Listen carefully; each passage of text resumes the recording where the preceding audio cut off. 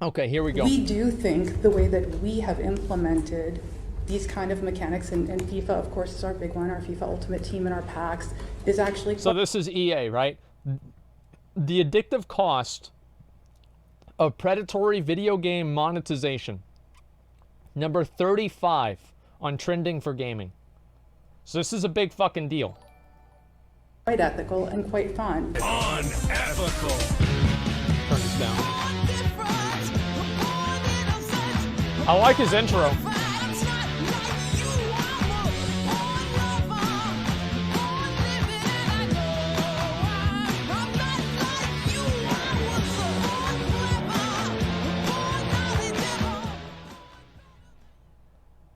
Today's Jimquisition, both He looks like a personally Batman and villain. I say it every time. is an important one. Okay. You could almost say this one is the biggie.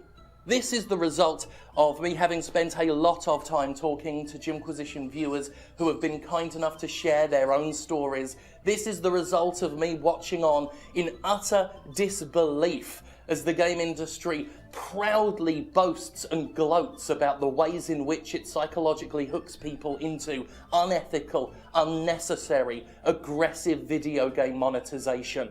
This episode... So he's not even, like, already we know that he's not playing any fucking games here. Like, he's mad already. Like, literally 1 minute into the video, he's mad. More than any other, should indicate to you, should portray to you, should explain to you exactly why I am so committed to expressing my disgust towards the so-called AAA industry. So-called. This is a video on the internet. That's true. Please enjoy. Addiction is a disease defined by compulsive use of a substance or pattern of behaviour that one cannot stop, even as it has a severe negative consequence on a person's quality of life. The most famous form of addiction is World of Warcraft. of course, uncontrollable drug use, as people all too easily can find themselves dependent on any number of chemical substances. Non-chemical addiction can be just as harmful, and because there is no exterior chemical component to point at as the villain, it's often misunderstood in a way that directly harms the addict. Yeah, people don't know what to do. Sex addiction, for example, is often portrayed as people just being horny miscreants hiding Just being a behind fucking an excuse pimp, dude. for What do you mean? infidelity and similar indiscretions. This is great. Those with eating disorders are dismissed as greedy, while on the opposite end of the spectrum, compulsive exercising is often overlooked because, hey, exercise is good for you, right? Not if you're doing it so much that you're actually tearing your body apart. Meanwhile, those with gambling problems or shopping addictions are all too easily written off as idiots who can't handle their money correctly. Non-chemical addiction is no less destructive than drug addiction, and I can speak from experience with both. I was in constant chronic pain for over 2 years with a spinal hernia, for which the only genuine treatment I got for the most part was armfuls of painkillers, which after 2 years became a severe dependence. At the same time, I've had friends cope with chemical addiction and... Well, what do you mean? Like, gotta know about exercise? Well, no, alright, so you're gonna make fun of them being fat. Like, let's be honest. There are people, like, anything, you can develop a psychological addiction to fucking anything. Okay? Like, is it really that hard for people to understand that you can become psychologically addicted to eating food? I mean, come on. It's not hard to get there. Sex addiction, and among my many non-chemical vices is a workaholism issue that sees me pour a dangerous, unhealthy amount of my self-esteem and sense of identity to the quality and success of the work I put out there. Well, luckily I don't have to cases, deal with such that. as mine, there are deeper psychological issues which addictive behaviour is used to cope with. My doctor, for example, cited hypomanic depression as a root cause for my abuse of drugs, a story all too common for too many people. Societal misunderstanding regarding addiction can compound the problem, but there are hundreds of thousands of businesses out there that do understand the power of addictive behaviour all too well, and use that understanding to make money. One such industry is the video game industry, which has seen revenue skyrocket by billions since the widespread use of gambling mechanics, raking in cash off the back of those who need help. Not anime. I still can't believe that people just let this happen. They're like just okay with it. It's always amazing how often people can defend a multi-billion-dollar company in doing things that are inherently predatory. Like people just like defend capitalism at the expense of their, you know, their own, I don't know, like well-being. Treasure chests help to get themselves to a better place. But it isn't just loot boxes, they're an offshoot of microtransactions, and they themselves can be part of the problem. They themselves use psychological tricks, manipulation, to encourage compulsive spending, to appeal to compulsive shoppers. A huge amount of mobile games and microtransaction-led AAA games make the majority of their money from whales. The tiny percent of players who spend thousands of dollars on a single game. Who are these whales? Are they just rich kids with more money than sense? Sure, some of them will be, but not all. No, most of them, I'm gonna say already, they're just idiots with they literally, they work at, let's say, AT&T. They work at a call center. They make $40,000 a year, and they only spend $20,000 a year. And they spend the other $20,000 that they have left over on FIFA game packs. I know that sounds fucking ridiculous, and that's because it is fucking ridiculous. And this is what they do. And I'm sorry to say, but like it's fucking sad. And it's like, it's the same with like people with like Twitch donations, right? And like, I'll be honest, okay? Whenever I see somebody donate, and I see this, like, it usually doesn't happen a lot on my stream, but like sometimes it does, and I always think it's a bad idea. Listen, if you need to save money, and you're donating to a Twitch streamer, and you put in the message, I'm running short on money, I think I've identified at least one problem that you have. Like, just, you know, if I had to say, you know, one way, it's like, you know what? I can see why you've got these problems with your money, right? Money is cheap right now. Yeah, I mean, come on. The people donate to like some streamer. They're like, oh man, dude, you know, my job fired me, but I still support the streamer. They donate like $100. Like,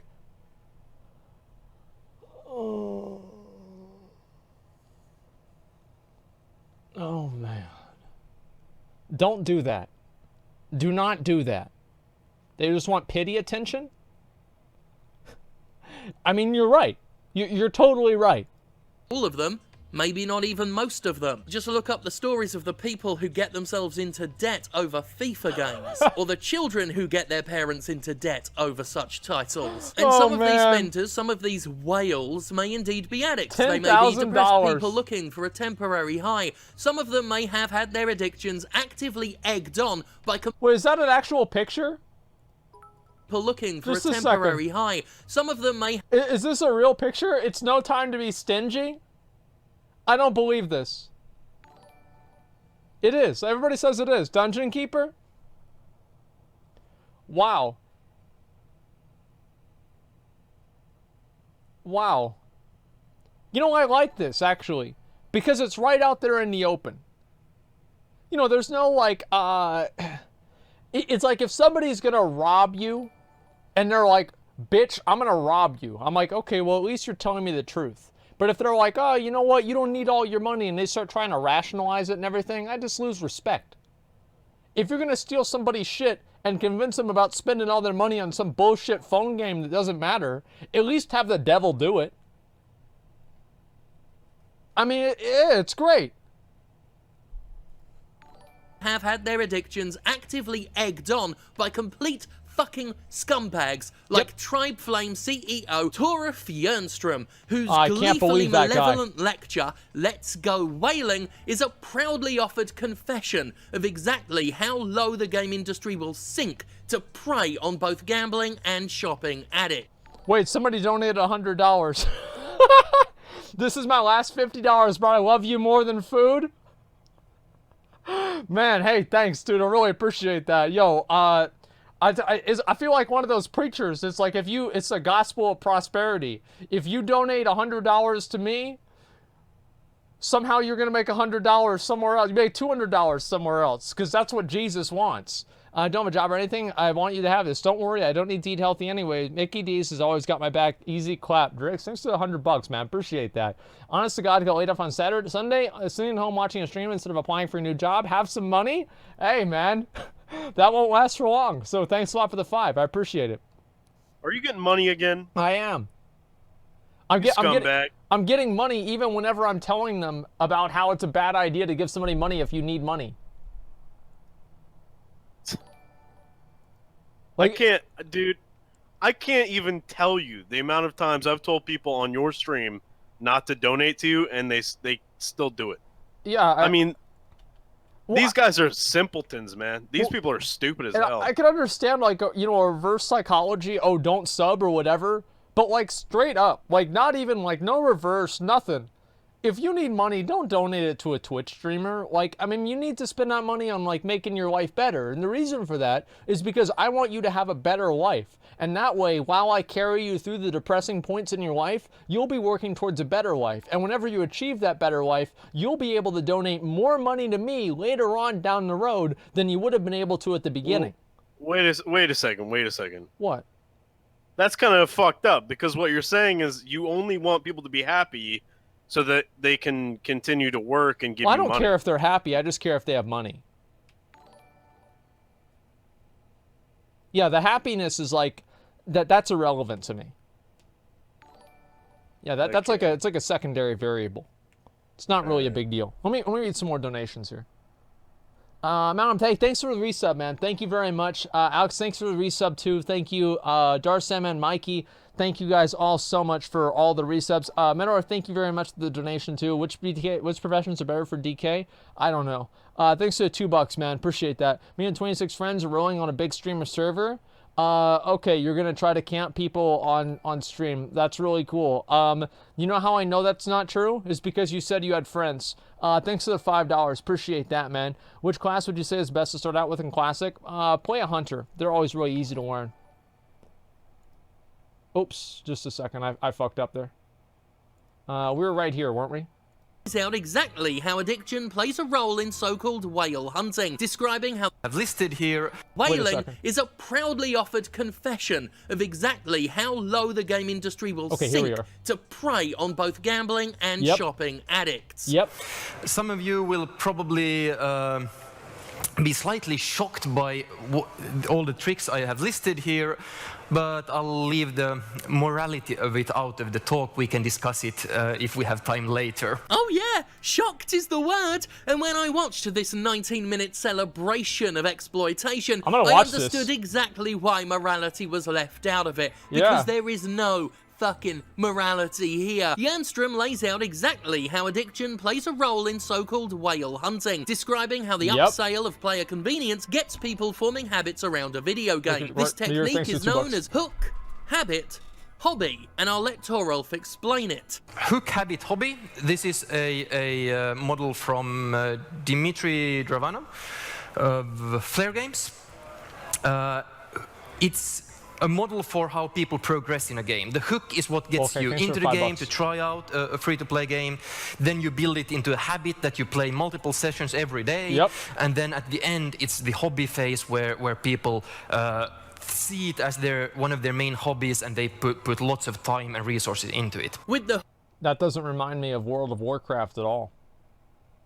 hook, habit, hobby scheme, we see an insidious method of monetizing compulsion. Like a cartoonish drug dealer from an 80s PSA video, the game introduces a good deal first with the aim of getting the customer habitually desirous of more. The concept of the icebreaker deal is downright Yep. sinister, and you'd think a casually dressed game dev explaining the concept like it's no big deal would lessen how ghoulish it sounds, but nope, oh my, nope.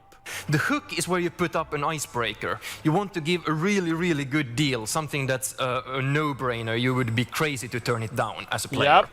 The reason to give a really good deal up front is by making people spend up front, they are builds also trust. emotionally committing to your Yep, game, and it their gets them- retention yep, will go there up. it is. And the first spend is, it breaks the ice, then they think of themselves as spenders in the game. It's okay for me to spend in the game. Yep. Lots of people are otherwise have this wall up. I will never pay for a mobile game. So you need to break the wall. It gets your foot in the door. That's basically what it is. You get them to just buy one little thing, right? As soon as the thing is, like, I used to have this rule with recruiting and poaching people from other guilds.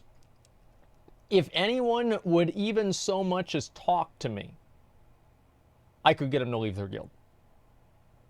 Every time.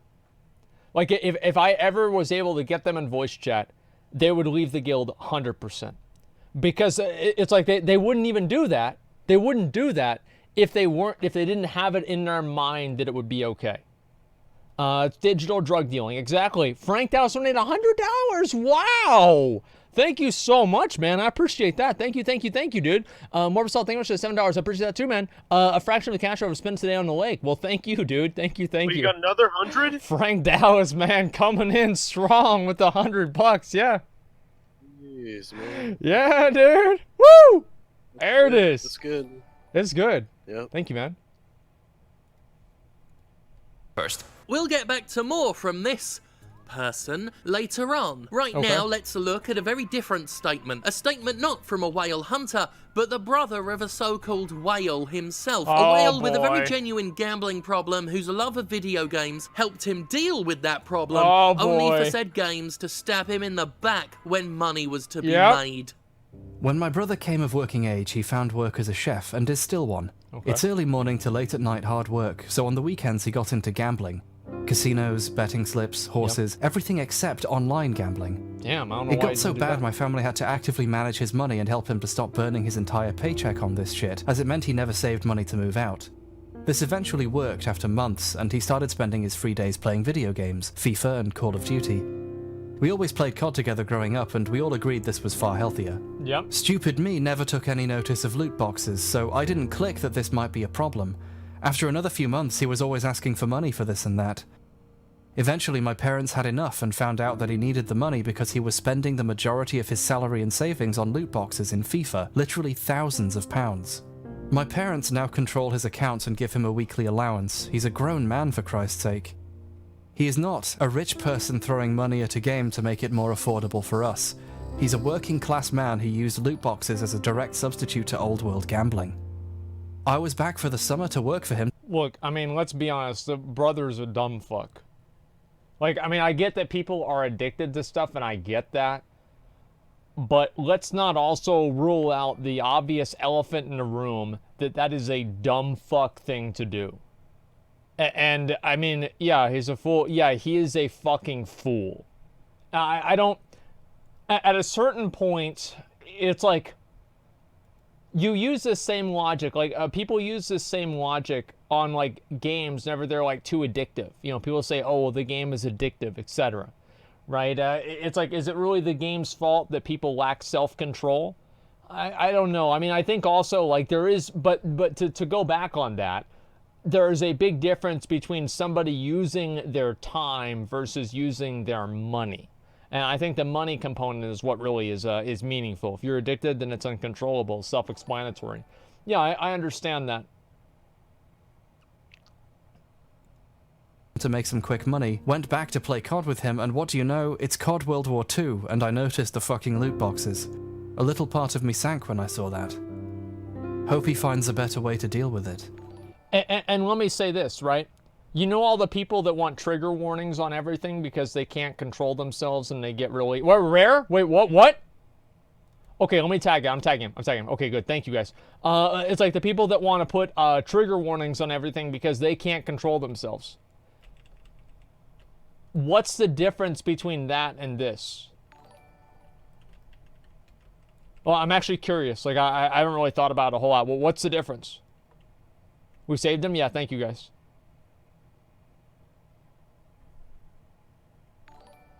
Children? Or people are retarded? They need it? Well, kids are involved with the other one, too. The amount of money involved. So because there's a large amount of money involved, then it's actually, like, more harmful. Personal trauma. Okay, so you guys agree. So it's the money component. So, like, let's say the loot boxes didn't cost money, then they would be fine. No, because it's an addiction? Yeah, I mean, like PTSD is a real thing, too. So what, like, does addiction, like, have, like, a certain amount of, like, I don't know, like, allowances that PTSD doesn't?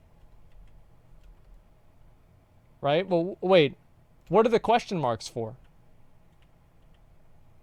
I'm confused. Depends on the thing. Yeah, you lost me? Well, no. Addiction is harmful. Well, so is PTSD.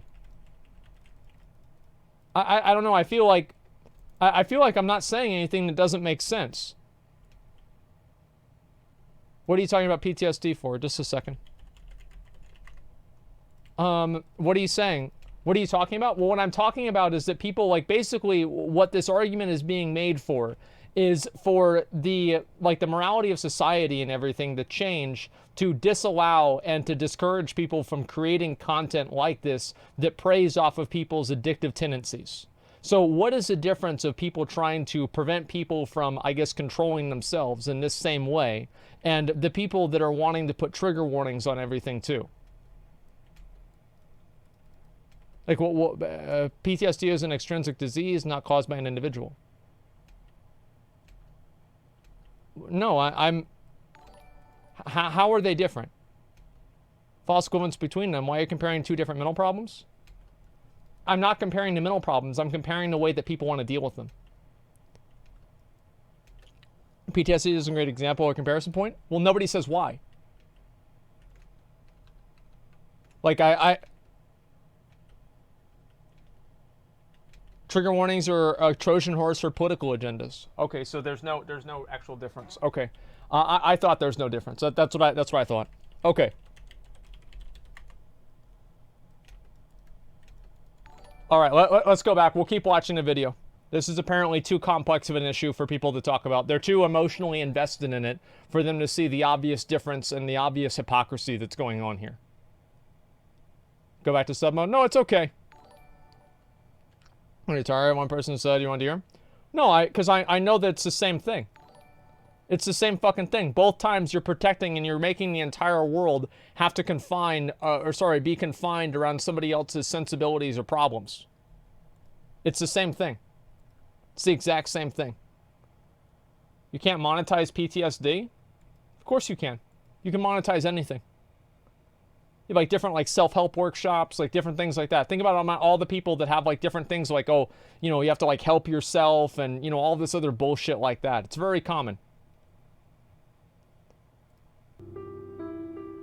These are the whales, so callously hunted by assholes with lanyards. It's very easy to suggest that these are people who should just be smarter with the money, that only a fool lets it get this bad. I refuse to believe that anyone that churlish about the situation has ever dealt with addictive behavior in their own lives. I simply refuse to believe it, because addiction simply does not work that way. You can't just switch it off. It's not that easy to simply stop. You can even know all day long that what you're doing is wrong, and you can consider yourself stupid, and you can know that it's harmful, but that won't stop you. It doesn't just stop on a dime, and the game industry knows this. That's why they go after those who will form habits. As we've already noted, addiction doesn't tend to form in a bubble. It more often than not is a symptom of and a response to other mental health issues, and it's not uncommon to find an addict with multiple chronic habits. In this next testimonial, we learn once again how easy it can be for the right victim to fall prey to the subtle machinations of video game gambling, as well as how those in recovery for addiction are playing a dangerous game when all they want to do is play an actual game.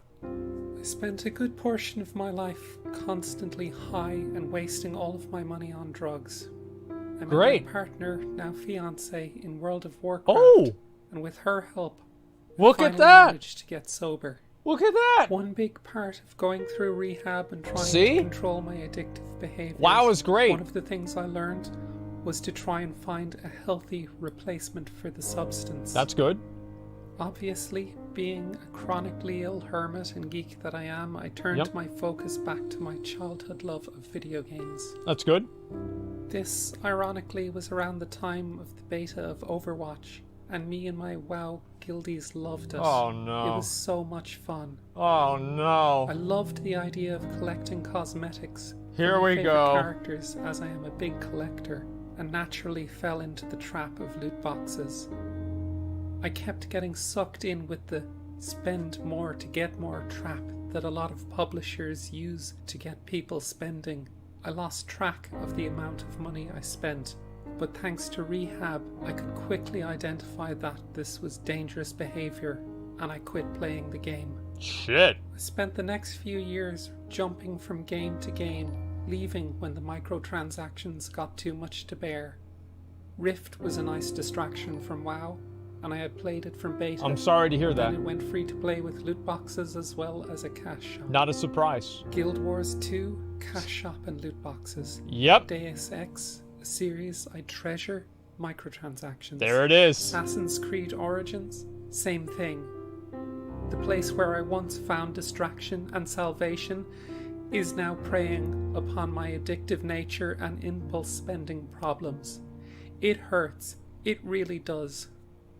I have had to turn away from $100 Australian games because they've implemented microtransactions, and the idea of popping in a few bucks to make life easier is so tempting, and I keep falling for it. Again and again. Jesus Christ. My fiance has now taken away both my debit card and my PayPal details to try and curb this. It's a weird mentality of, it's only here for a limited time, and if I don't get it now, I may Artificial never get it scarcity. again and not complete my collection. Wait, what was it called? Store amounts removed. Wow. What was it again? Oh, here we go. Here we go. Remember this, guys? Go big, save bigger. The see you later bundle. Apparently Blizzard's been watching this too. Yeah, FOMO, yeah, fear of missing out. This is the same thing, as they remove different types of content in the game to create artificial scarcity, to make people feel like they need to buy the content now rather than wait later on. And that's obviously manipulative. Like, let's be honest. I mean, it is.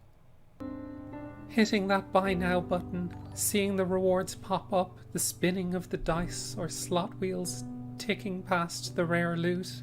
Yep. The just one more rationale. It completely overrules any common sense like, you need this money Yeah. to pay rent or your medical bills or food. Yep. When game industry mouthpieces claim microtransactions and loot boxes are fine because nobody's forced to buy them, I think of those who have had to move from video game to video game, actively pursued by the microtransactions that threatened to drag them back down the hole. They can the just play industry loves classic to WoW claim now. it's optional to justify microtransactions, willfully ignoring how video games are designed to be grindier and less convenient to make their time-saving in-game purchases way more appealing. None of us have the option to avoid deliberately bad game design in the video games we buy. And those with That's shopping true. addiction and gambling addiction have no option to even play these games without the risk of slipping back into destructive behaviour. Now, I've shared my disgust with the video game industry here many times. So do you think they should put like a label on these games and they say like, this game has microtransactions or whatever? I mean, the same as they have like, you know, the T for teen and M for mature rated. I mean, maybe they can have like a picture of dog shit. And instead of having the normal cover of the game, they just have to put that picture of dog shit in front of it. If the game has microtransactions on it. And that'll kind of solve the problem, and it'll work itself out. Any full price game has them? Yeah, I don't know. What would that actually do to help? Well, basically, so it would do something to help if you're using the paradigm of people that are actively trying to avoid gambling, but once they encounter it, they can't they can't remove themselves from the situation in a healthy way. So if they know that they're going into a situation where there is gambling present, they can prevent themselves from even walking in the door. That's basically what it would potentially help. Some understand my outrage, others not so much. Okay. It is my hope that with these testimonials juxtaposed against the sheer negligent insensitivity of men like Torolf Jernstrom will go some way to explaining why an addict like myself, who would more than likely be a victim of in-game gambling, were I not already so professionally against it, would be so utterly fucking furious at what the video game industry has encouraged in recent years. The industry not only knows what it's doing, it's celebrating it. Of course. Doing it in public, at conferences and 100%. in calls, sharing the knowledge and the tactics that instill habitual spending among their audiences. There is a veritable treasure trove of evil fucking wisdom out there that doesn't attempt to hide how predatory this industry has become. None of this is a secret. None of this is obscure. This is out in the open. They Hot just state. There's an excellent book about behavioral psychology called Thinking Fast and Slow. I'm telling you that the fast thinking mode is what you want. The slow thinking is your analytical brain. What's 12 times 47? I'm sure all of you can answer that, but you have to start your actual thinking brain to do that. Our brain works in these two modes, and starting the analytical part of your brain is too much to ask for a spend. Make stuff immediately useful, immediate gratification.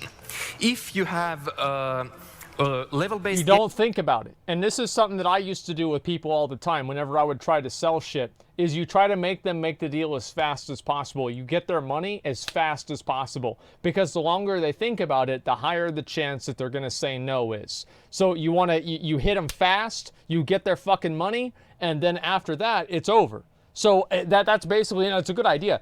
And like you do this all the time. And so if I see anybody that's even like hypothetically like maybe gonna do it, I immediately do something, right? This is the same with like guild apps, right? Is I would do something to make that person commit right then.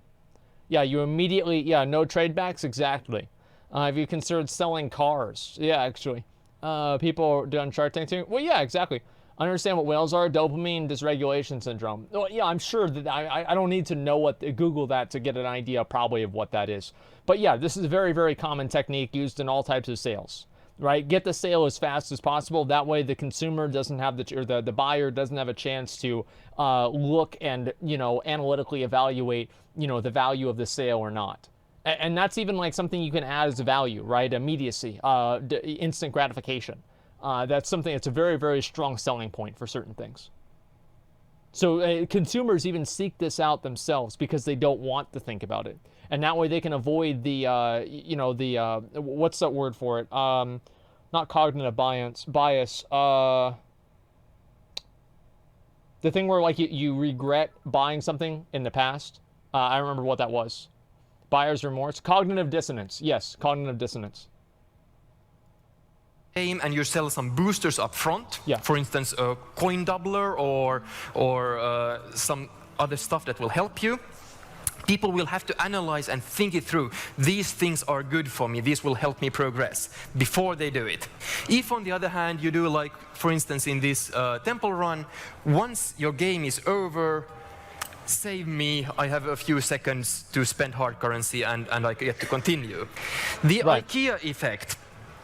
It's not cognitive dissonance. Yeah, well, whatever. Buyer's remorse, right? I mean, whatever you want to call it. So in my mind, yeah, I might have confused the two terms, but that's basically what I mean. But buyer's remorse, for lack of a better term. This is to say, stuff that we put work into, we value more highly. IKEA really sells you cardboard stuff. It's shit. But you value it still somehow slightly higher because you actually built it yourselves. There's a trigger to remind us to do something. Then we go do an action. We get the variable reward, just like the gachas. We get the lottery ticket. And then, to really hook it down, we need to ask people to do something for us, do a little bit of work, because then they become emotionally attached to that. Anchoring is fun. Anchoring means that when we don't know the price of stuff, the first price we hear suggested for it becomes our anchor, and then we compare everything to that. Some games, immediately when you're in the tutorial, they suggest to you, you should buy this good IAP for 50 euros or something like that. I go like, oh, that's expensive, I'll never do that. Of course, no. And I expect them to say no. Then again, I come back like, a few sessions later and suggest they buy it for 15. And I'll say, that's a good value, because my anchor was at 50. Get people... Oh yeah, we do this all the time too. You have a high price, and then later on, you give them the actual price. I mean, that's fucking simple. Like, that's not even actually technically illegal. Not in WoW. Not online. Like, it's not online. This is what they do all the time. Right? I mean, this has been, it's called price fixing. It's not price fixing. But it's like, imagine you're selling something for $50, right? And you put out $50, and somebody's like, wow, it's a lot of money. I don't want to buy that. And then you put it out for 15 later on, and they think, oh my God, wow, that's so much fucking money. Or sorry, I'm saving so much money because it's usually $50, right? So basically a real world example of this is whenever something from Apple goes on sale. To knee-jerk spend, to not think about what they're doing as they're doing it. Keep the pressure up with limited offers, fixed prices to make each spend more appealing. Get players a sense of emotional as well as financial investment. Maintain the sunk cost fallacy as long as possible. Everything I've ever ranted and raved about on the Gymquisition is not only supported, but gloated over by people in the industry, right down to the bullshit excuses I've had to demolish before, such as spreading the nonsense that microtransactions are required in order to support developers. In fact, Jernstrom notes that you don't even have to be all that convincing in your lies. If we tell people they are a certain way, if we compliment them on being nice, good citizens, they are more likely to behave as nice, good citizens. So you should actually tell your players that they are generous individuals who have a taste for good art and want to support their game developers by paying you and buying IAPs. Oh, God, I love that, dude. Also, to tell people the reason to do something makes them much more likely to actually follow through and do that. Spend because reasons. The reasons don't even have to be that good in order for this to work. The total bollocks spell. That's the way it goes. You know, is the people in like the, you know, these companies, right? Is that people think that they're being business-minded whenever they defend something like a store mount or whatever. When actually, in reality, they're just being fucking stupid pawns by the company, right? That's all it is. It's the same exact fucking thing. Customer appreciation sale, yeah, support esports, etc. Treating people like children, well, they are. Most people have, like, the people are so fucking stupid, you'd be amazed. Like, here's how you can tell how dumb somebody is, or people are. Go try to raid lead a 40-man raid in Classic WoW. Stand here, somebody moves. Don't jump, somebody jumps. Move left, someone goes right. Wait a minute, somebody moves forward. Don't pull, they pull. Like, they're just fucking dumb. There's a lot of people that are really stupid out there, man. It's crazy. On behalf of the game industry justifying aggressive microtransactions and gambling mechanics is not only perpetuated by people within the industry, but people without it as well. And it's always dismaying to me to see games media, games journalism, you know, structures that should hold the industry to account going to bat for them. Most recently, and most disgustingly, there was an article on Polygon called Anti-Lootbox Bill Poses a Real Threat to Sports Video Games, with the tagline, "How else are these billion-dollar licenses paid?" Fuck you. These modes, if they don't directly pay for the games we enjoy, at least justify the workforces and development costs that make them worth playing. That oily microtransaction money, hard as it is to defend even in the abstract, helps those women and men deliver something that meets the unrelenting it's in the game standard we've taken for granted for a couple of decades. No, they don't. They were being delivered before microtransactions happened. You fool. And as we've already explained... Yeah, because things just keep getting more and more expensive. I mean, that is true. Blizzard became big without microtransaction bullshit. Well, yeah, every company almost did. But nowadays, it's like kind of just assumed. And the thing is that I think there's a lot of people that are like these like fanboys, right? This is all sales 101. You're right, So Stoked. Thanks for the $20, man. I appreciate that.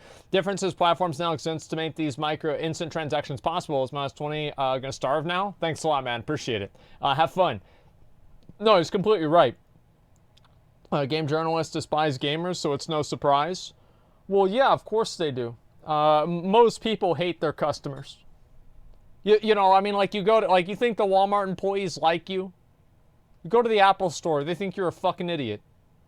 Like, almost every type of employment, like, any sort of employer that interacts directly with its end user probably hates the end user. 100%. Not true? Oh, fuck yeah, it's true. Fuck yeah, it's true. Like, yeah, I'm sure that the person at Bed Bath & Beyond was so happy to help you. It's not true with every person. Oh, wow, there's an exception. But no, I would say it's true with most. The whole microtransaction support the developers line is bullshit. It's bullshit. The routine layoffs this industry has, often to celebrate things like record revenue intake, wholly demonstrates that. People are losing their jobs all the time, regardless of how much money is flowing into the industry. Yep. The article essentially boils down to, won't somebody please think of the corporations? And relies on the age-old myth that video games are just too expensive for multi-billion-dollar companies to make them anymore. In doing so, And they don't need to worry about these stupid fucking graphics. Like, nobody gives a shit if you get some dude in a weird fucking suit to move around. That way the guy's arms move in the right way. Nobody gives a fuck about that. Like, nobody cares. Just make the good game. Make a good game. Like, nobody cares about how weird, or is he blinking in a natural way? It's not real. Everybody knows it's not real. Like, it's going to be another, like, 20 years, 10 years at least, till they can make things that people genuinely think is fucking real. Nobody gives a shit about that. They're spending all this money on things that the consumer doesn't even care about. So the article does hit upon a very real problem, but the understanding of the problem presented is completely fucked. Nobody publicises exactly how much their cash cows bring in, of course, but it's instructive that Take-Two agreed to a deal paying the NBA $1.1 billion over the next 7 years. That's double the value of the last deal, which was inked in 2011, well before virtual currency was introduced to my career. I don't think Visual Concepts replaces that dough by reselling NBA's greatest DLC or the Sprite Slam Dunk Contest. Polygon's writer suggests, Listen, if you can't make money in an industry without addicting people to your product, maybe you don't deserve to exist in that industry. Like, if you have to do things that are complete bullshit like that, maybe you don't deserve to exist. Maybe the market should weed you out and somebody should come in that can make something a better product that doesn't have to rely on manipulating its customer base. That's actual capitalism there. that sports games would suffer under recent pushes to regulate loot boxes because the licenses for the sports in question are now costing billions. It's a lot of fucking money. Because the writer is so close to the truth there, so close to the issue, but decides the best solution is to put gambling mechanics in these fucking video games rather than ask why a sports association is charging so much bloody money for the rights to make a game that said association directly benefits from. Let's not forget these licenses were perfectly affordable before loot boxes came along. It's only post loot box that suddenly they're far too expensive. I mean, imagine a hypothetical world where Electronic Arts suddenly couldn't afford the rights to make a FIFA game. As if FIFA would allow a year go by without a FIFA game existing. Yeah, of course. Fucking real. Of course. If for some reason one of these publishers couldn't afford to make a FIFA game, and let's be honest, they'd find the money somehow, likely the price for the licenses would go down. All this fucking Polygon article does is argue in favor of the perpetuation of a problem in order to perpetuate another problem, suggesting gambling mechanics should stay in video games so that sports associations can keep charging through the arsehole for their licenses. That's what happens when you live inside a system and you can never think outside of it. People just never think outside the fucking box.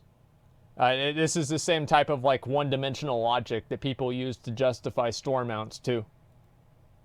Gamers rise up. This weak article completely hand waves away any real issues, any real concerns people have with gambling mechanics as coming from people who just hate EA or were just angry about Star Wars Battlefront 2. Pissed. Do you want to know why these game game journalists do this?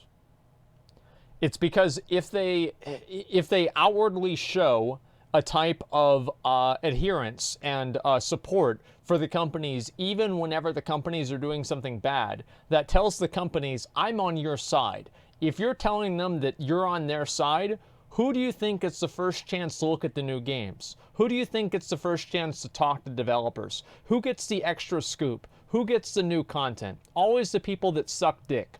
That's how it works. That's why they're doing this. It's not like because they're just these, super capitalist corporate shills. They're doing it as a method of self-preservation. And whenever they get the extra information about, whatever it is from the companies, it's the companies basically rewarding them for supporting practices like this. And it's just, this isn't even like a formal conspiracy. I think George Carlin said this. There doesn't need to be a formal conspiracy whenever interests converge. They're all just acting in self-interest. They're not sitting around in a room deciding this. They're just doing it naturally. Off. I knew this video I was working on was coming when that article went out, and I had to bite my tongue at the time because I was saving it for now. Having had already spoken to gambling addicts, shopping addicts about this topic, to see concerns so sneeringly batted away in favor of complete corporate propaganda thoroughly disgusted me and continues to disgust me. Games Press should be holding these companies to account, but they can't even comprehend why loot boxes and microtransactions overall are so fucking poisonous. What's the quote? Another quote by, who is it, Upton Sinclair? It's very difficult to get a man to understand something whenever his livelihood depends on not understanding it. Is that it? I think it's something to that effect. That's basically what it is. Exactly. Yeah, that's what this is. Quotes for days. Listen, I have a very good memory. I remember a lot of shit. Of course, they're not gonna understand this. It's because it's in their best interest not to. Give me a fucking break. Because they don't think about the prey. They don't think about the people these companies are preying on. They only see them as whales, dehumanized whales. And that misunderstanding has to stop. They're not rich kids with enough money to spare. I just thought of that. Yeah, whales is dehumanizing. Because they're not a person, they're a fucking whale. I never thought, that's actually really good. Wow. They're not goddamn sea mammals. It's so surface level, but you never think of it. With vulnerabilities that this game industry is exploiting, knowingly, gladly, greedily. And I am overhearing human pinatas filled with dollars. I like that. They are bloody tenable. The regulation of loot boxes might not be pleasant, and it's not something I explicitly gunned for, but I did warn the game industry that it was coming, that if they kept pushing these microtransactions, if they kept pushing the limits to see exactly how much they could get away with, they would end up with a fight on their hands once politicians got interested. I said this time and time again. By got interested means that either their grandchildren finally figured out how to attach their card to, you know, their grandchildren's Fortnite account, or the politicians become old enough to where they actually play video games and understand the internet. Like, because you know, like, I mean, they have no fucking idea. They don't know they have no idea. I genuinely think a lot of them are completely technologically illiterate. And no one bloody listened, and now look where we are, and it's on the industry's head. It's on their head, nobody else's. It's their problem. They do not deserve people taking up arms and defending them because they merrily walked into this situation. Yeah, of course. And ultimately, if you need gambling mechanics to keep your fucking games going, you shouldn't be in business. There the world it is. can do without there your it is, right there. exploitative crap. Not that you don't deserve really to be in the need market. them. You didn't need them before. You'd find a way to work around it natural if selection. they were to go away. It's always about greed. It's not about need. And if you trip over yourself to apologize for what these corporations do, you are little more to them than a useful idiot. To have any chance of turning players into payers, game developers need to get their in-app purchases right. Offers and scarcity plays into the loss aversion. If there are rare cards up here, and you see the goblin going with his clocks, tick-tock, I'll take it away from you, I'll take it away from you. They are scarce, they go away. This is a brilliant way to get more. Monetize, retain, acquire. This is the mantra of the modern video game industry. It's been the creed of the shit-sucking mobile sector for years and years, and in recent times from the... I'm actually kind of impressed by this. Is that people use goblins basically as a caricature for Jewish people, and it's just accepted. Like, it's just accepted. Like, goblins really like money, and they just somehow have every single other type of, like, you know, physical characteristic as like the stereotypical Jewish person. Right? This is just accepted. It's not TOS. How's this fucking TOS? I'm calling it out. I'm not saying it's good. I'm saying it's happening. Like, you notice? Like, am I the only person that doesn't notice this? Come on. Give me a fucking break. Tail end of the Sure, last yeah. generation to now, it's it increasingly just become goes the by. creed of the so-called AAA game publisher. Nobody's ever said that. Monetize, retain, acquire, form those habits, trick those customers, turn those players into payers. As one disgusting organization once suggested, much of what they are doing is unethical, much of it Harry is Potter? certainly Yeah. immoral, so much so that little talk givers need to So check obvious. their morals at the door to even discuss the tactics at play. Yep. And the industry gets away with it because such addiction is so often misunderstood. Another testimonial I received, one of many Okay. more than discussed go. in this video, described how they got hooked on a MOBA that used social pressure to keep people spending, and how nobody would help them when they sought support to stop. Uni's Oh. response: "It's not gambling, it's not an addiction," they said. "They offered me zero support because the counsellors simply couldn't get their heads around that I was addicted to wasting money just for friends on a video game. There was nothing. No support. Just another round of adults who drowned my voice out, and I was berated for not having a real problem and just being a spoiled child. Peer This is the same shit. Oh, wait. pressure is just another way the industry makes money off the back of vulnerable people." Everybody else has it, but you don't. There you go. Recently, news broke that kids are being bullied for only having default skins in Fortnite. Well,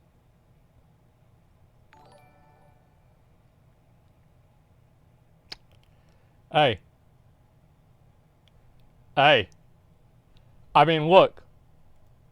Like, kids have always... Dude, that's true. I remember that being true because you would see someone when Fortnite was like going fucking crazy. You'd see someone and they were like, "Oh, he's a default skin. He sucks." Well, That was yeah, like a- but like, I mean, you can say that in game. It's like saying somebody has like a dumb mount in game or whatever, right? Like the albino Drake or something stupid like Bronze Drake.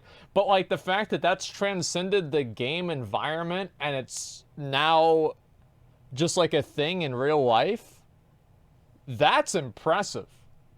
I mean, you think about this, right? You have the kids telling each other to spend money on this game with predatory practices that hurt the industry. I mean, that's something special, boys. That really is. Just a second. I'm going to get this. Speaking of predatory practices and random things, I'm about to get this mount right here. Watch this.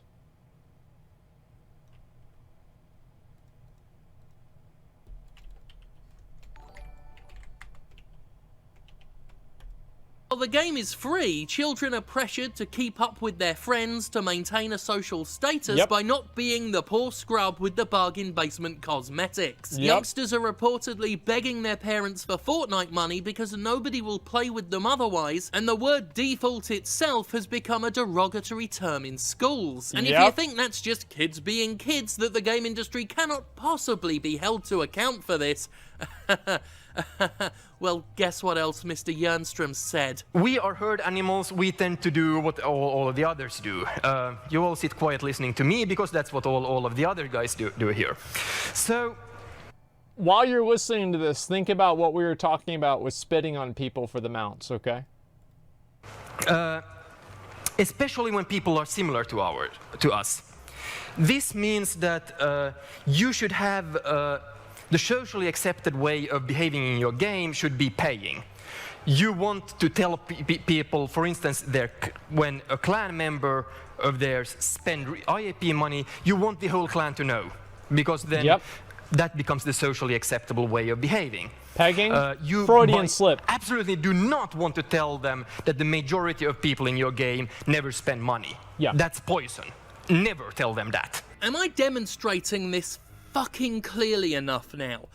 If you feel good for buying a microtransaction, you're going to buy more of them. If you feel bad for buying a microtransaction, you're not going to buy more of them. It's really just that simple. So if people get spit on for buying a microtransaction and treated badly in the community, that's going to disincentivize them to buy more microtransactions in the future, assuming that that type of social reinforcement is negative in their perception, which I think that it generally is.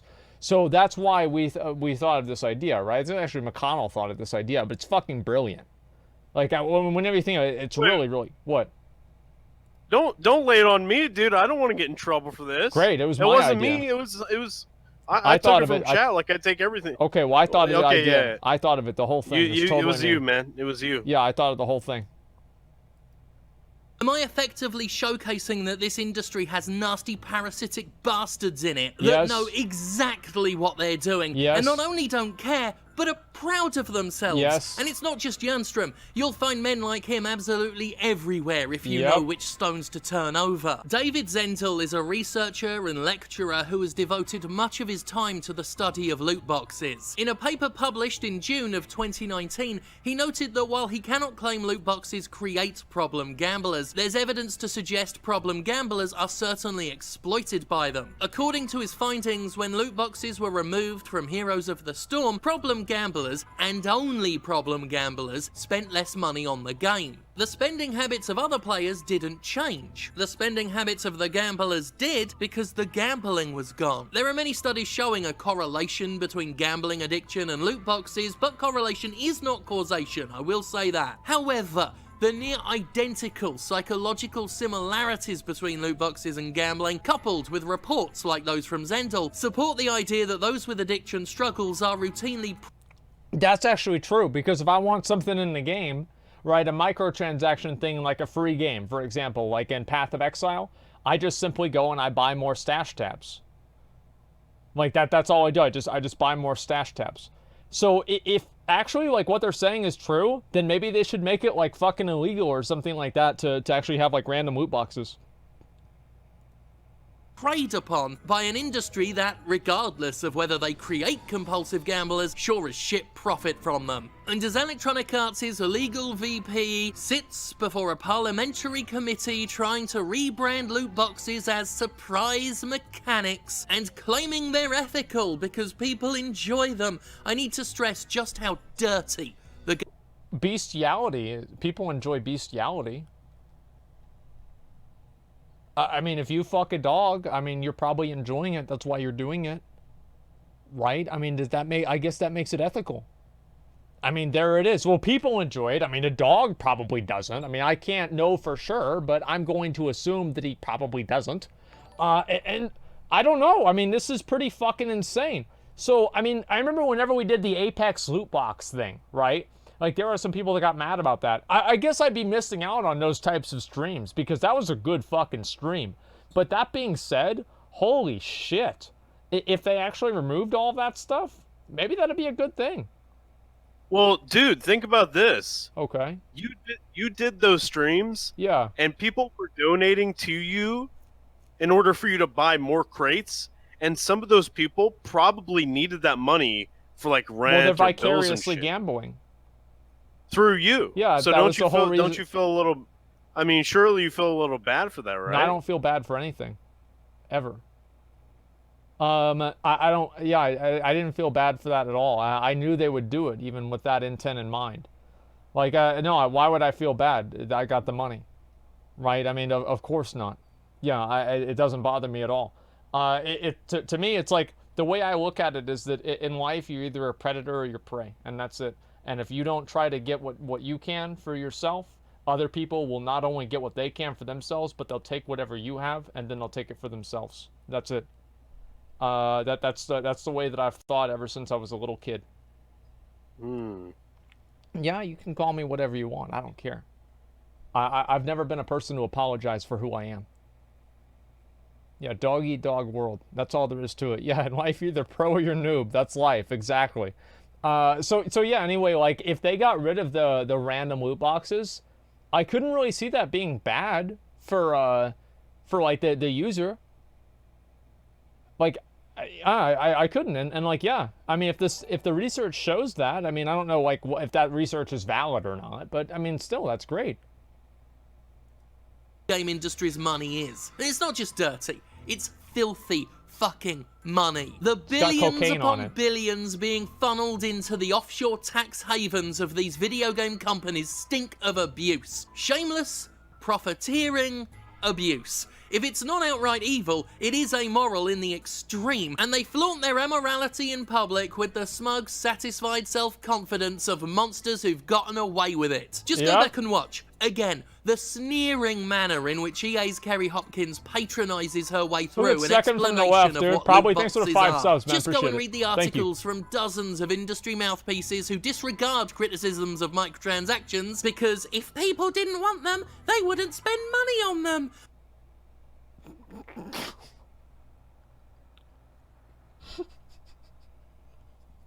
How can you be this fucking stupid? Like, I mean, really, how can you be that fucking stupid to use that logic? I genuinely don't even know. It's insane to me. Where the fuck is my Pepsi? Am I out of Pepsis?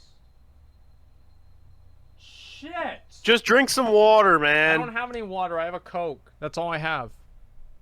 What a bunch of bullshit, man. So that, yeah. Where's my Pepsi? I know, dude.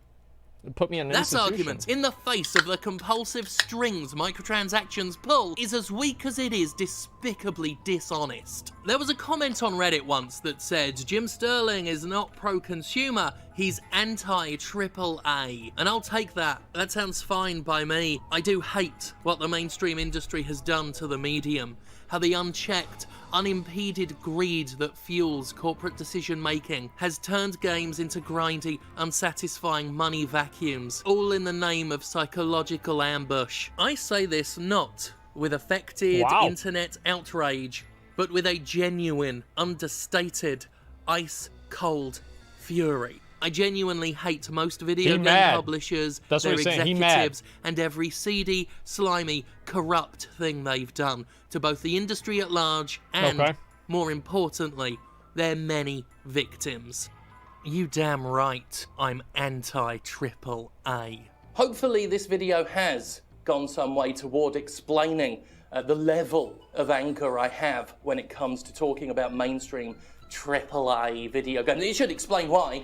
Whenever I say AAA, I struggle not to do it in a sneering, condescending, mocking voice because, I mean, I've always found that the designation AAA is arrogant on the part of the game industry. It's a sign of arrogance, just showcasing that they think they're so far above everything else, when nothing they do actually qualifies them for a designation of 3 A's. A is supposed to be good in grading, and the AAA video game industry is not AAA, it is triple shit. What the AAA gaming industry is really good at is spending a lot of money and a lot of resources on things that the actual consumers don't care about, such as being able to get corrective eye tracking and making sure that the hand movements on the characters are completely realistic. These are the things that the AAA game developers are very, very good at. And these are also the things that nobody cares about besides other AAA game developers. Graphics. Nobody really cares about how good the graphics are, right? Graphics are basically a benchmark. If you meet a certain benchmark for graphics, people will buy the game. Now, if you have something like RuneScape or like maybe Classic WoW, then yeah, you've got some problems. But overall, you just meet a benchmark, people are happy. They spend all this time and resources on hiring personal fucking real life models for the characters. Nobody cares about that. It doesn't make a difference to an average player. It's a complete, like, it's stupid to me in my mind. It's actually stupid. I'm amazed that they do it. That showed them their triple shit. Anyway, I hope that this video indicates to you that I don't do this for, as some people call it, outrage clicks. I do this because I fucking care, because I give a shit, because I truly believe in my heart that this is an important topic, that I do hold the values that I express when I talk about microtransactions and loot boxes and whatnot. You know, I hold those values true to myself. I really do believe that when I talk about this, I am right. I wouldn't say it if I didn't think I was right. We would hope so. No, I was We would right. hope so. I truly am not optimistic about where the so-called AAA video game industry is going. Comprehensive, complete feeling productions are becoming rarer and rarer. shallow, threadbare, unfinished games that are designed deliberately poorly so that you can pay extra to improve the experience, they're becoming the norm. The idea of the service video game is a lie. Because it isn't a service. Well, it's not a service they provide to you. It's a service you provide to them. You are giving them, you are inviting them direct access to your wallet. They sit back and collect money off you simply for existing. And they spout lies and propaganda that are then perpetuated by their defenders, by certain journalists, by spokespeople in the industry. And it's a racket. And it's shameless, and it's disgusting. Shameless. Thank you so much to the people who did share their stories. Thank you so much to people who showed me some of these open boasts from the video game industry itself. Thank you to Casey Explosion, to H Bomber Guy for reading the testimonials we had. Thank you for watching, and of course, thank God for me. True. Okay, fine.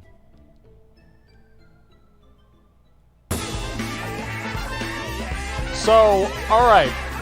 Okay. Alright. Okay. Let's talk about it. What did you guys think of the video? Positive, negative, in between? What are your thoughts? I'll read what people think. Good, plus, trash. I know people are talking about like self-control, etc. Now, here's what you need to realize, is that unless you want to have a society of slaves, you have to have situations and a governing body that protects stupid people from themselves. That's the truth. Because if a stupid person doesn't have a way that they're like controlled in their own world, they're just going to keep doing stupid shit and hurting themselves. Now, why is that? It's because they're stupid and they don't know any better. That's all there is to it.